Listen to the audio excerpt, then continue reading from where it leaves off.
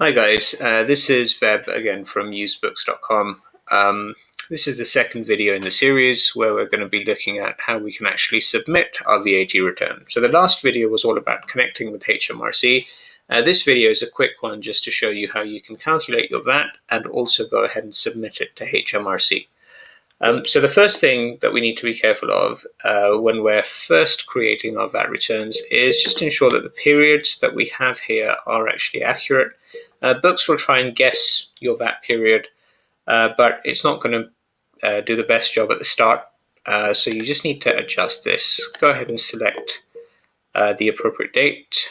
We are going to, let's do April the 1st all the way through to June 30th, 2019.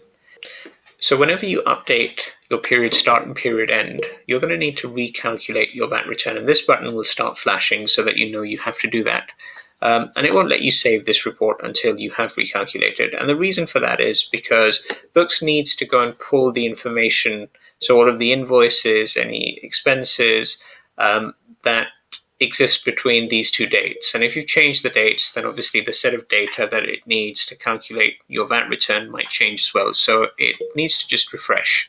And that's why we hit this recalculate button. So great, in this particular case, nothing really changed because we don't have a lot of information in here and it's all within a very narrow date range. But yeah, just be mindful of the fact that you may need to recalculate.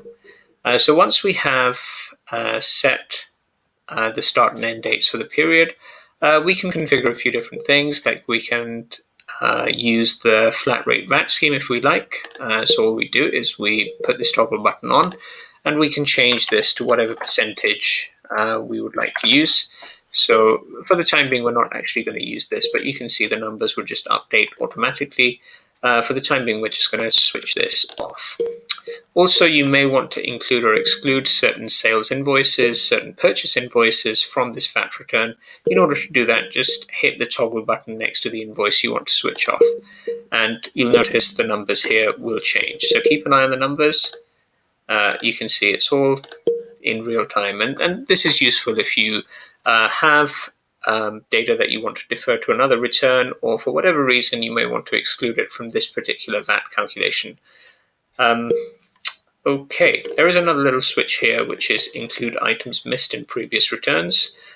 Just to give you some background on what that does, if you did switch that sales invoice off and you calculated this VAT return and saved it, this sales invoice would not be associated with this VAT return. If you want to now include it in your next return, you'd need to explicitly tell Books by switching this little toggle button on when you come to do your next return and recalculating it so that Books knows to include things that weren't necessarily part of this date range, but were just missed out in the past. It's just useful for things like past dated invoices, etc. So we're going to switch that off again and just hit recalculate to be certain that we have the right numbers. Okay, so once you've recalculated everything, you have the option to adjust your VAT numbers. So for example, the sales figure, if you needed to adjust it, you can just click it, change the value, put in a reason, and hit adjust. We're not actually going to do this for this particular return, but it's something that you might want to do in case you're keeping records in Books and in another system, and you need to just bring in the numbers from that other system at this last minute before you submit your VAT return. It's probably not the advisable way to do things, but people run their businesses in many different ways, so that option is available to you.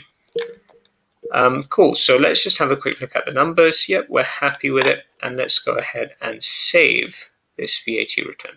So hit save, and it tells me your VAT return has been saved. Great stuff.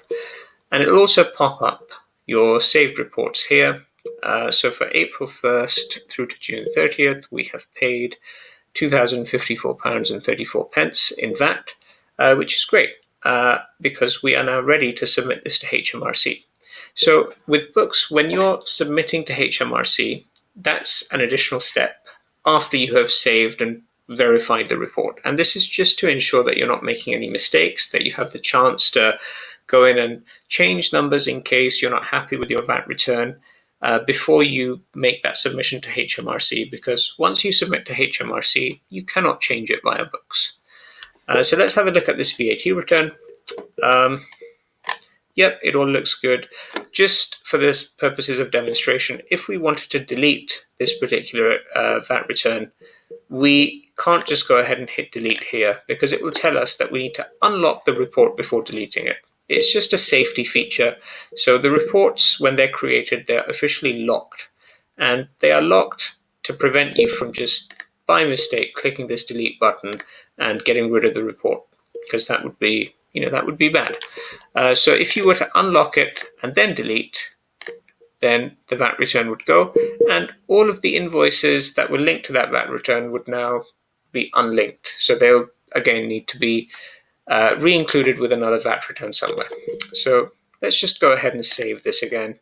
VAT return has been saved, and then we're going to submit it to HMRC. So to submit, we click on the VAT return we wish to submit, and we hit submit to HMRC. It's going to bring up some VAT obligations. So VAT obligations are just periods of time that you need to submit VAT for.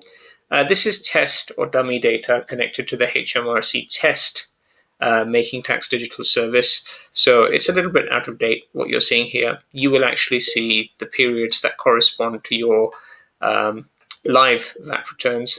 But we can see anything that's in red is actually outstanding. So we're going to pick this one here, and it will ask us to confirm that would you like to submit this VAT return, for example, co-limited to HMRC. I'm going to hit yes and give it a second, and it will tell you your VAT return has been submitted to HMRC with form number, and that's the form number. Got it. And if you now click on this VAT return, you'll see that it also gives you this little message here saying that it was submitted to HMRC, when it was submitted, what the charge reference number was, and the form bundle number. So you have all of the submission related information documented in books, and that's now done and dusted. You can print this out, you can copy and paste it into Excel if you want.